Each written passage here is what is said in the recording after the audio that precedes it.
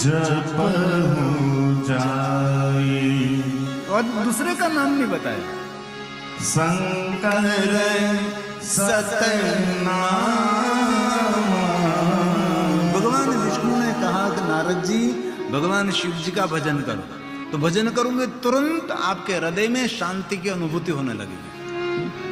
हम सबको भी अनुभूति तो करनी चाहिए ना, कभी कथा सुनी तो कभी अनुभूति तो करें। 6 महीने निरंतर इस पंचाक्षर मंत्र का आराधन करें और लगातार रुद्राक्ष को धारण करें। कोई भी स्थिति में रुद्राक्ष को त्यागना नहीं है। जिस अपवित्रता का वर्णन यहां से मैंने न कर सकूं, ऐसी अपवित्र अवस्था में भी रुद्राक्ष पहन सकते हैं। जन्म से लेकर मृत्यु तक रुद्राक्ष पहनने का, सदैव रुद्राक्ष धार्य शिव आज्ञा। शूद्र की नारी भी 24 घंटे रुद्राक्ष पहन सकती है।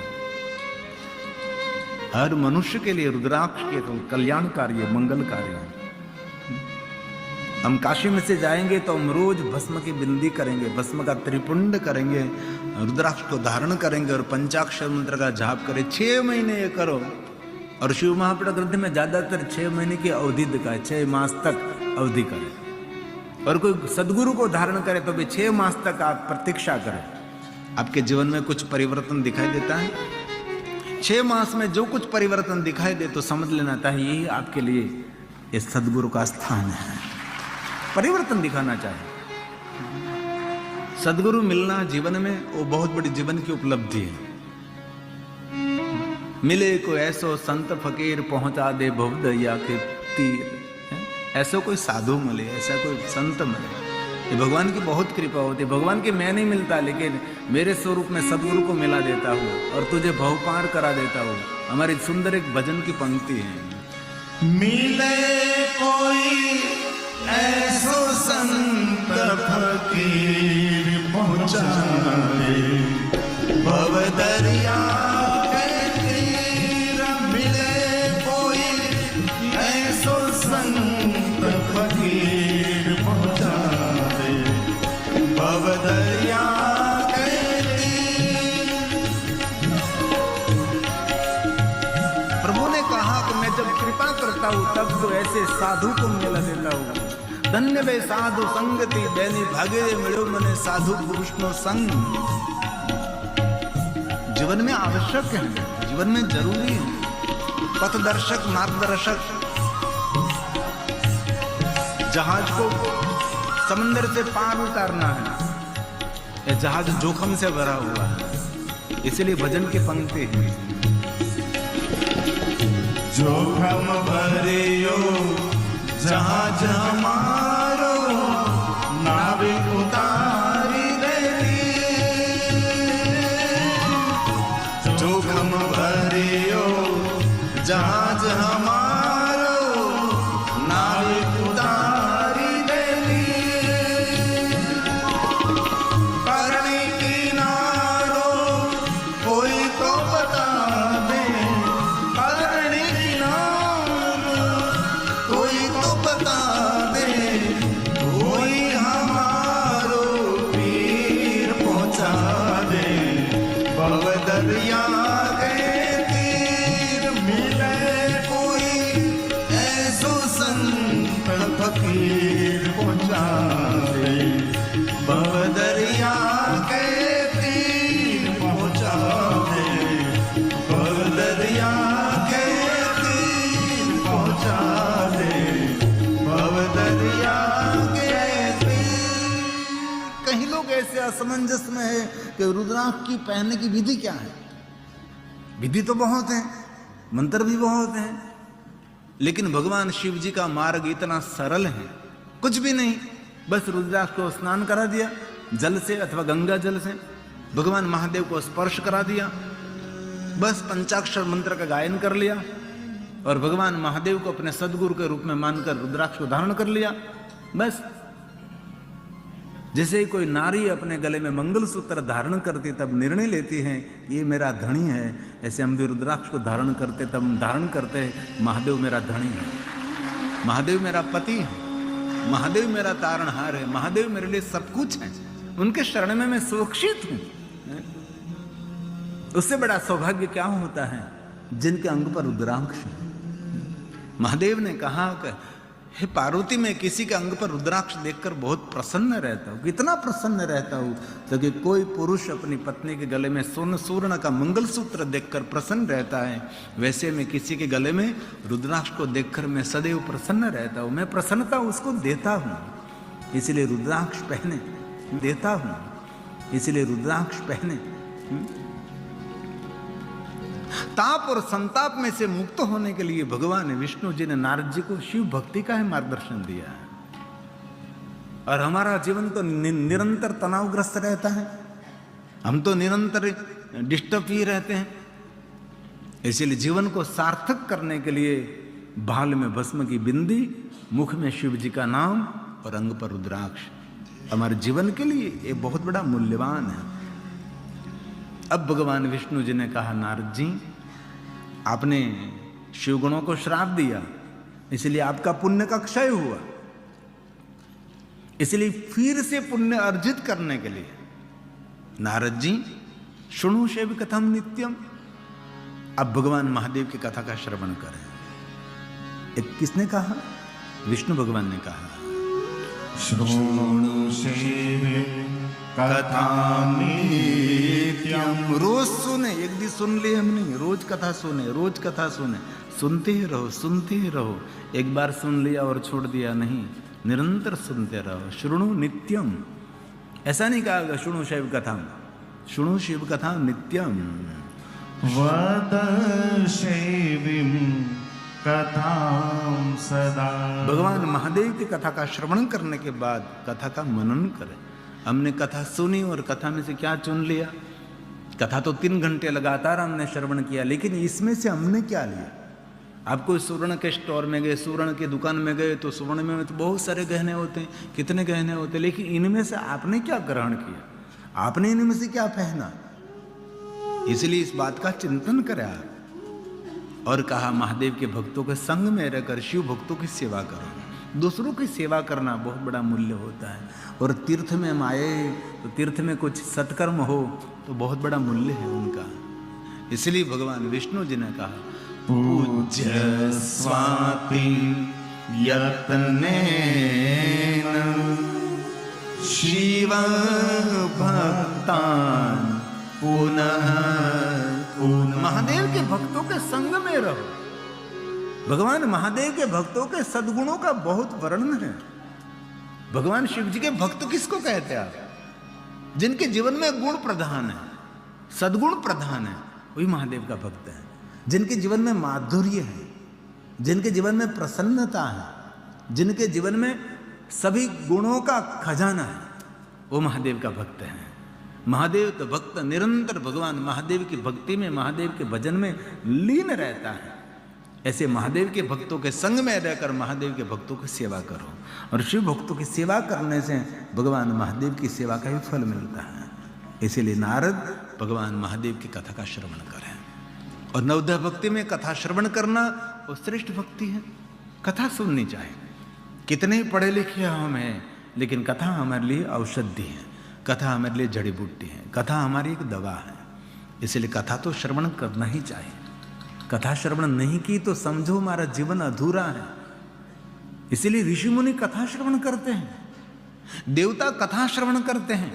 जहां भगवान की कथा का प्रारंभ होता है वहां देवता, कोई आह्वान नहीं किया तो भी वहां देवता पहुंच जाते हैं। सूक्ष्म रूप धारण करके वहां देवता कथा का श्रवण करते हैं, क्योंकि कथा श्रवण ही पहली भक्ति है। और भगवान ने जिह्वा दी है तो भगवान का कीर्तन करें। भगवान ने सुंदर सुमन दिया है तो उसे भगवान का चिंतन मनन करें। साधन नहीं, महासाधन। भगवान तक पहुंचने के लिए श्रेष्ठ हमारी साधन है। कोई कहे मुझे भक्ति मार्ग में प्रवेश करना है तो मैं क्या करूं, तो उसको कह दीजिए कथा श्रवण करें। भक्ति मार्ग में मुझे प्रवेश करना है तो मैं क्या करूं, तो उसको कहो प्रभु नाम का कीर्तन करें। मुझे भक्ति मार्ग में प्रवेश करना है तो क्या करूं, तो कि मनसा मननम तस्य, मन से भगवान शिव जी का मनन करें। आध्यात्मिक क्षेत्र में प्रवेश करने के लिए और क्या उपाय है?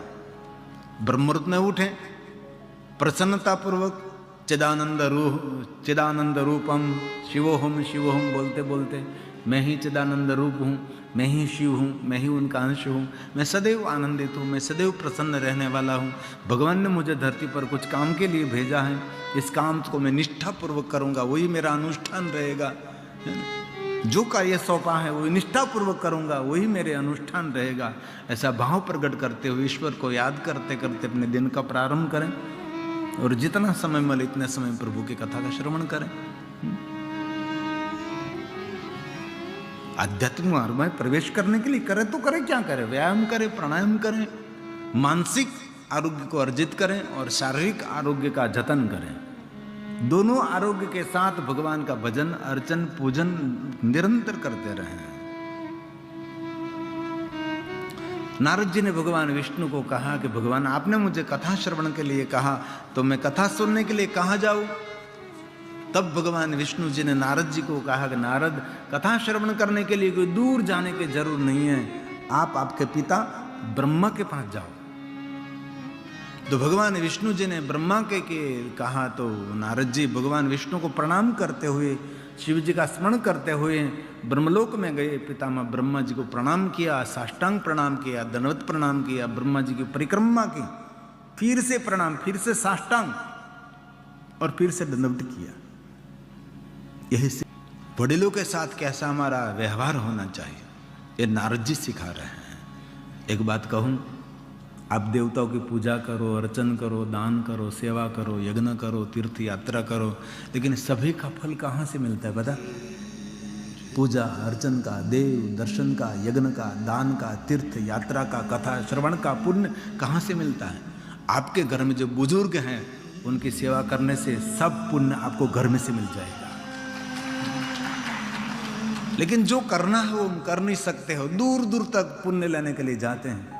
और शिव महापुराण ग्रंथ में तो स्पष्ट कहा है, बुजुर्ग माता पिता को अपने घर में रखकर जो तीर्थ यात्रा करता है उनको तीर्थ यात्रा का फल नहीं मिलता। जो वयोवृद्ध माता पिता घर में हैं, उनने कभी कहीं यात्रा नहीं की और आप यात्रा करने के लिए निकल गए, वो तो होती, तो उनको कोई पुण्य नहीं मिलता। पुण्य मिलता है अपने वयोवृद्ध माता पिता को यात्रा करने से। और काशी के लिए तो ऐसा कहा है, कोई संतान अपने माता पिता की काशी की यात्रा करा देता है, वो संतान जन्म से जीवन से सफल है। एक काशी की यात्रा है। और बाद में कहा, कोई मनुष्य कोई विप्रजन को काशी की यात्रा कराते हैं, उसको अनंत पुण्य मिलता है। बहुत सारे ऐसे विप्रजन बालक होते, ब्राह्मण होते हैं जो काशी की यात्रा नहीं कर सकते, उसको काशी की यात्रा कराओ, बहुत बड़ा पुण्य है। हमने 2 साल पहले ऋषिकेश में कथा करी थी।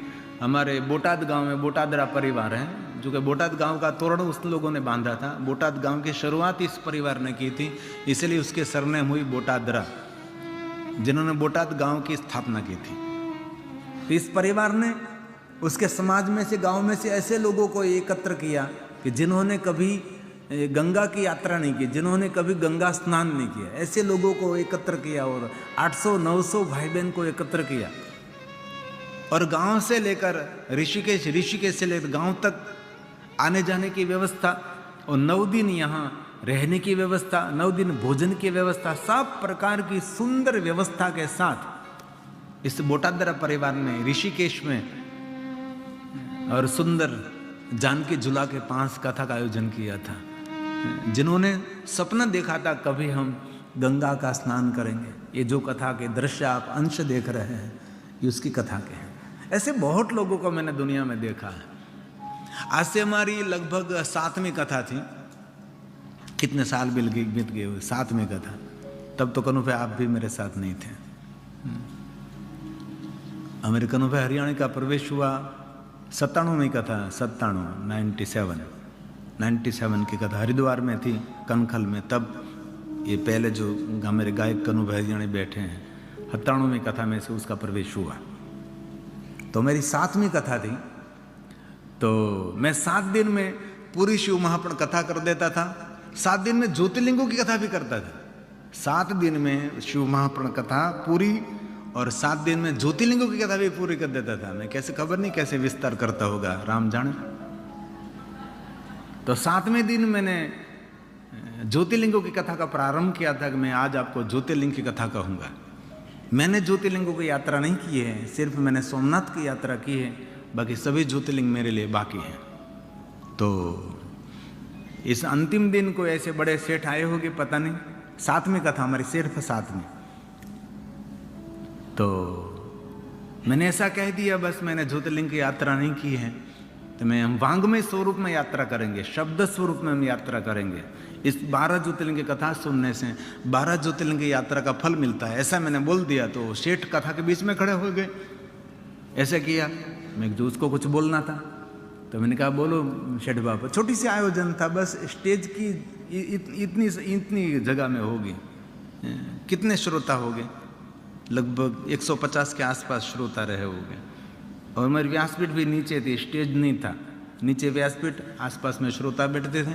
मेरे 3 संगीतकार थे, एक हमारे फूलनाथ जी थे, एक हमारे राम भैया थे तबला में, एक गोपाल बाबू थे, गोपाल भाई हरियाणी, इसका बेटा राम और फूलनाथ। 3 संगीतकार मेरे, मंजीरा, हारमोनियम और तबला। मैंने कहा बोलो बाबा जी, सेठ जी। तो सेठ जी ने कहा कि आपने कहा कि आपने 12 ज्योतिर्लिंग की यात्रा नहीं की है और वांग्मय स्वरूप में यात्रा करने जा रहे हैं।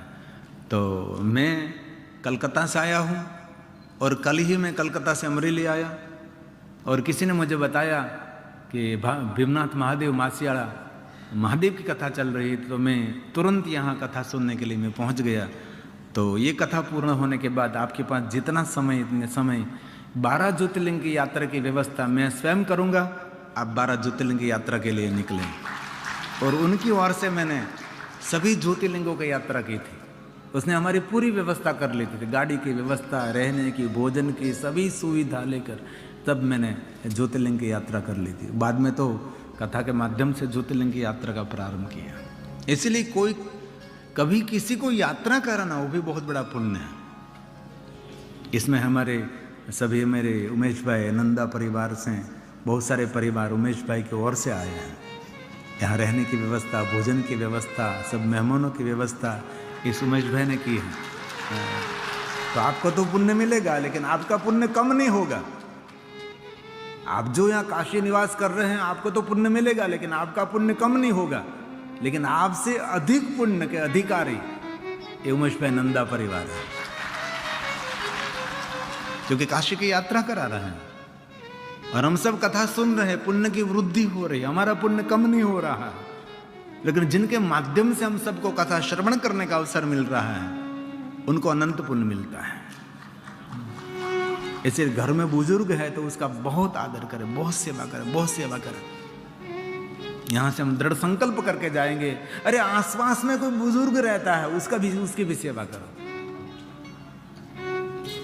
एक मुझे एक युवान मिला था, तो मुझे पूछ रहा था कि मेरा सब कुछ ठीक नहीं चल रहा है तो मैं क्या करूं। तो मैंने कहा कि आपको क्या करना है, कोई अनुष्ठान बताए। तो मैंने एक ही अनुष्ठान उसको दिखाया, तो तेरा भाग्य खोलना है, तेरा सब कुछ ठीक करना है तो एक काम कर, तेरे घर में दादा दादी है? तो कहा ना, मेरे घर में तो कोई दादा दादी बाबा बापू जी कोई नहीं, मैं अकेला हूँ और मेरी पत्नी और 2 बच्चे हैं। तो एक काम कर, तेरे मोहल्ले में जितने वयोवृद्ध रहते हैं उनकी सेवा में आज से अलग दा, उनसे बड़ा कोई अनुष्ठान नहीं है। इसमें से कोई बुजुर्ग का आशीर्वाद मिल जाएगा, तेरा भाग्य खुल जाएगा। और बहुत सालों के बाद मुझे अभी मिला था तो कहता था बापू कथा करने का अवसर आप दीजिए। इतना सामर्थ्य उनको मिल गया कि कथा करने का आयोजन कर सकें, कथा का आयोजन कर सकें, क्योंकि भाग्य खुलता है। बुजुर्गों की सेवा करने से, वयोवृद्ध व्यक्ति की सेवा करने से, बच्चों को प्रसन्न करने से। कभी बाल मंदिर में भी जाइए, जहाँ बच्चे, छोटे छोटे बच्चे पढ़ते हैं, वहाँ खिलौने का दान करें। शिवपुराण ग्रंथ में कहा बच्चों को खिलौना अर्पण करने से बच्चे बहुत प्रसन्न रहते हैं, बालक बहुत प्रसन्नता पूर्वक अंदर से आशीर्वाद देते हैं। ऐसे बहुत सारे सत्कर्मों का वर्णन है। कभी छोटे छोटे झुपड़े हैं वहां जाइए, कभी रोड पर जा रहे हैं तो रोड पर रोड बनाने का काम कर रहे हैं सभी मजदूर, उसके बच्चे हैं, उनको कपड़े पहनाइए। भगवान को तो रोज हम सुंदर सुंदर वाघा पहनाते हैं, भगवान बाल गोपाल के सामने हम खिलौने करते, खिलौने खेलते, बहुत बहुत कुछ करते हैं, लेकिन ऐसा भी कभी कुछ करें। नारद जी ने सुंदर पिता ब्रह्मा के साथ व्यवहार किया।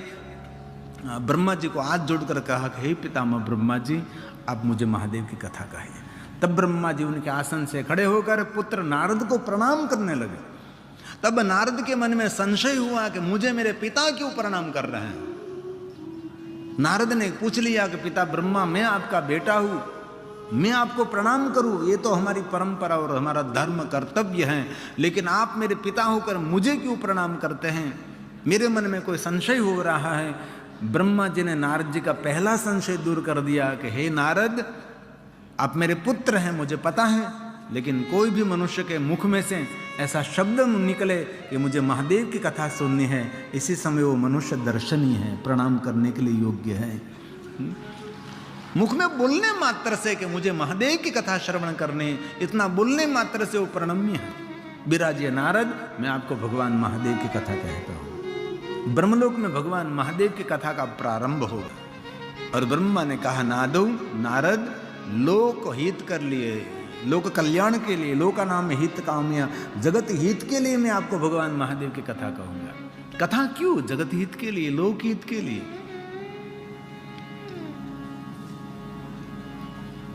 जन समाज के लिए।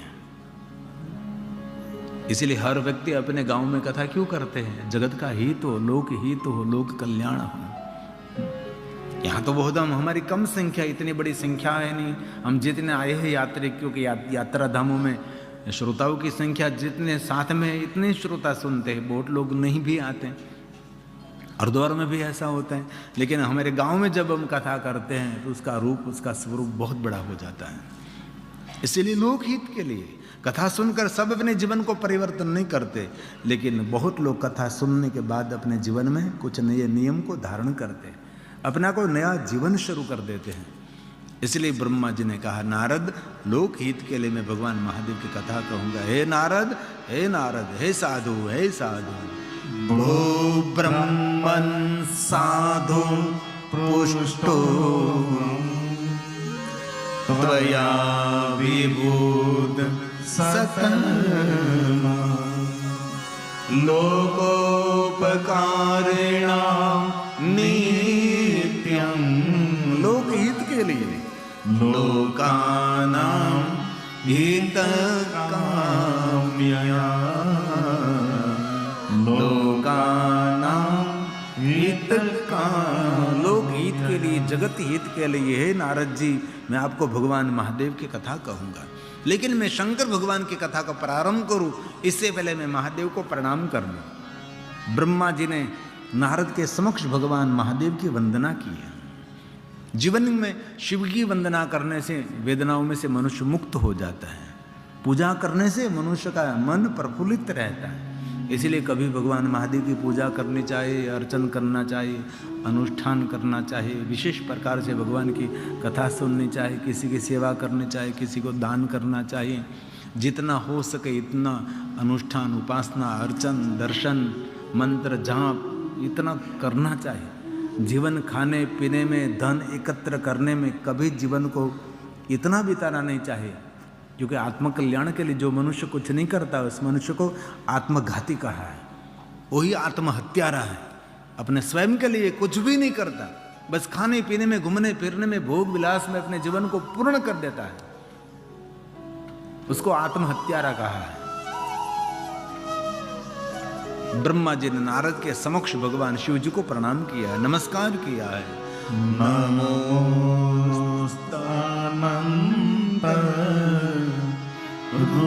रूपाय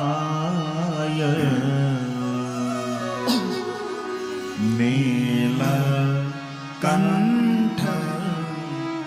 नमोस्तुते अविज्ञात स्वरूपाय कैवल्याय मृताय च कैवल्याय मृताय च।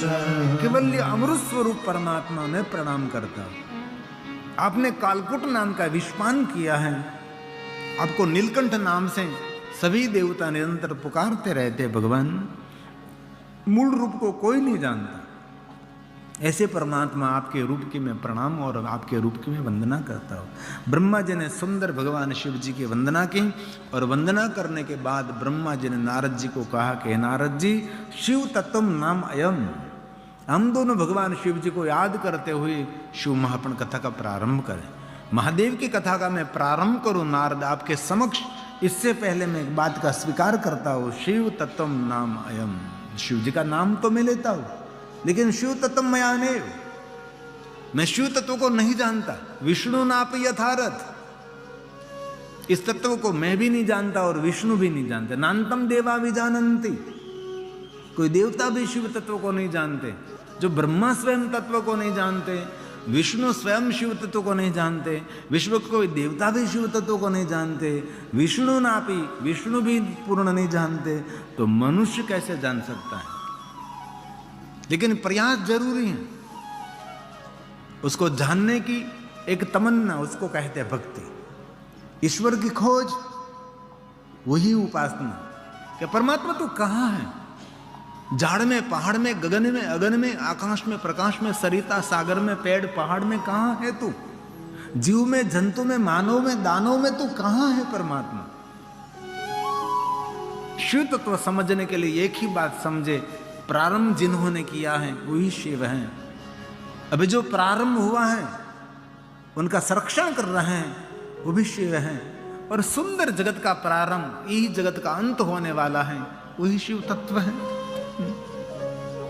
कौन शिव है? वो तो शिव है।